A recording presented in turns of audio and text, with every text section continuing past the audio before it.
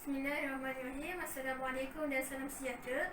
Saya Nur Ifa Mahfuza binti Musyiwan, pelajar Institut Pendidikan Guru Kampus Raja Melewar, akan membentangkan kajian tindakan saya yang bertajuk Teknik Akronim dalam Meningkatkan Amalan Pengajaran Mencipta Sajak Murid Tahun 3. Minat telah dikenal pasti sebagai salah satu punca murid tidak mahir dan menguasai konsep sajak. Mereka menganggap sajak tidak mempunyai nilai komersial, memandangkan tidak akan ditanya dalam mana-mana peperiksaan. Malah guru sebagai pendidik menganggap aspek seni bahasa ini tidak sepenting kemahiran berbahasa dan aspek tata bahasa dalam subjek bahasa Melayu. Permasalahan ini dilihat perlu diselesaikan segera, memandangkan pembelajaran ini tidak terhenti setakat sekolah rendah tetapi akan dibawa sehingga ke peringkat sekolah menengah. Sajak sewajarnya diangkat tinggi selaras dengan hasrat kerajaan apabila meletakkannya di dalam buku teks bukan sahaja sekolah rendah, malahan juga sekolah menengah. Satu teknik difikirkan perlu diwujudkan untuk menarik minat murid dalam mempelajari sajak serta bersesuaian dengan tahap kognitif mereka. Dan yang paling penting adalah berupaya untuk mengatasi dan membantu murid untuk mencipta sajak. Ini sejajar dengan kajian yang dijalankan oleh Fajar Hadi Sukono 2016 yang mendapati bahawa penggunaan teknik penciptaan yang khusus untuk menciptaan sajak berjaya meningkatkan kemampuan menulis puisi dalam kalangan pelajar. Fokus kajian ini adalah bertujuan mengatasi permasalahan yang wujud dalam kalangan murid tahun 3 yang tidak mahir menulis sajak. Wan Zaliha Wan Uthman dan Ratna Laila Syahidin 2017 berpendapat bahawa seseorang tidak boleh menyatakan bahawa sajak merupakan sesuatu yang mudah. Oleh itu, menggunakan teknik akronim, murid hanya perlu memikirkan satu atau lebih perkataan untuk mencipta sajak. Ini selaras dengan dapatan kajian Kamsia Abdullah 2015 apabila murid berasa seronok untuk mencipta sajak apabila wujudnya satu teknik sokongan untuk mereka mencipta sajak. Objektif kajian ini adalah menambah baik amalan pedagogi guru bagi meningkatkan penguasaan murid tahun 3 terhadap kemahiran mencipta sajak dengan menggunakan teknik akronim. Soalan kajiannya pula adalah bagaimanakah teknik akronim membantu pengajaran guru bagi meningkatkan penguasaan murid mencipta sajak. Peserta kajian yang terpilih dalam kajian tindakan ini mempunyai satu ciri-ciri dan kriteria yang sama, iaitu mereka tidak mahir mencipta sajak. Kajian yang dijalankan ini tertumpu kepada 4 orang murid berbangsa Melayu daripada kelas yang diajar, iaitu 2 orang murid lelaki dan 2 orang murid perempuan. Saya hanya memilih 4 orang peserta kajian selaras dengan pendapat Nurmala Ali, Muhammad Syarif Mustafa dan Rosli Ahmad 2011 yang menyatakan sesuatu kajian seharusnya memfokuskan kepada subjek yang mempunyai ciri dan kriteria yang ingin dikaji. Oleh itu, keempat-empat peserta kajian ini sememangnya memenuhi ciri-ciri yang ingin dikaji. Walau bagaimanapun, kajian ini tidak menyeluruh kepada semua kaum yang terdapat di Malaysia, memandangkan sampel kajian yang terdapat di dalam kelas yang diajar hanyalah terdiri daripada murid-murid berbangsa Melayu sahaja. Pelaksanaan kajian.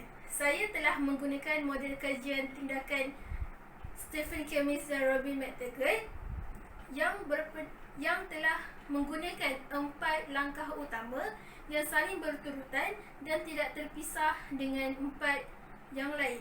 Pertama, merancang, iaitu mengenal pasti masalah murid dan memikirkan tentang satu alat intervensi untuk mengatasi permasalahan tersebut.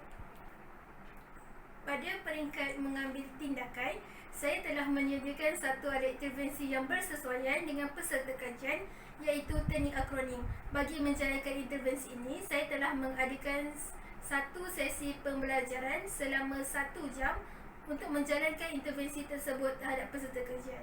Pada fasa memerhati, saya telah melaksanakan pemerhatian menggunakan 3 instrumen kajian yang utama, iaitu analisis dokumen, pemerhatian dan soal terdidik, bertujuan mengesahkan perubahan peserta kajian setelah menjalani serta menggunakan alat intervensi yang disediakan.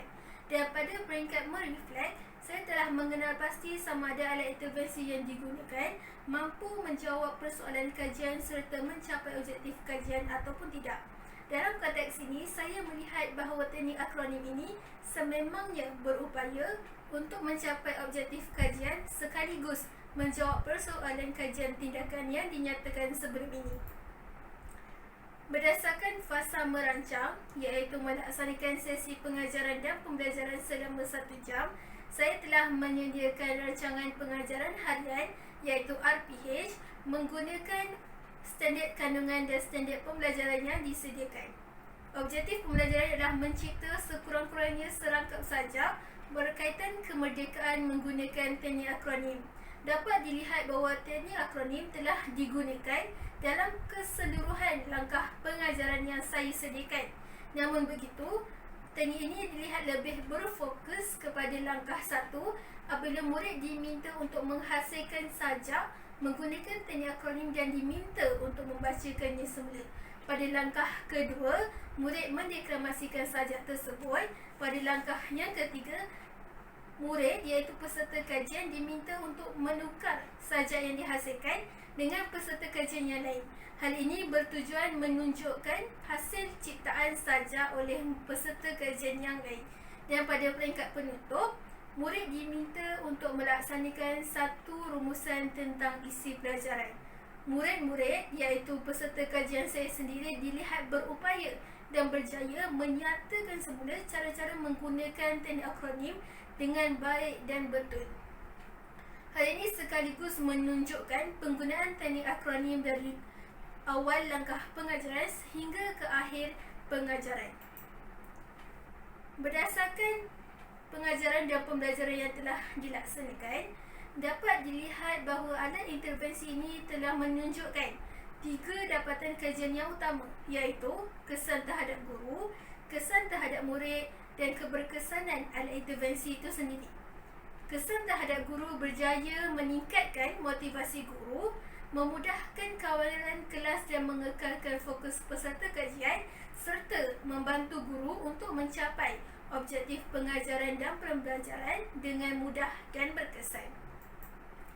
Kesan terhadap murid pula dapat dilihat apabila murid iaitu peserta kajian berasa seronok dan bermotivasi tinggi untuk menjalani sesi pembelajaran pada hari berkenaan. Malah, mereka lebih berupaya untuk menguasai kemahiran penciptaan sajak dengan baik, memandangkan mereka sebelum ini tidak pernah menulis sajak sama sekali berdasarkan analisis soal sedia yang telah dijalankan. Bagi keberkesanan alat intervensi iaitu teknik akronim, dapat dilihat bahawa teknik akronim ini sebenarnya satu teknik yang cukup fleksibel dan mampu merangsang minda peserta kajian. Alat intervensi ini juga dilihat menjimatkan masa murid dan guru semasa sesi pengajaran dan pembelajaran dilaksanakan, memandangkan teknik cukup mudah untuk digunakan.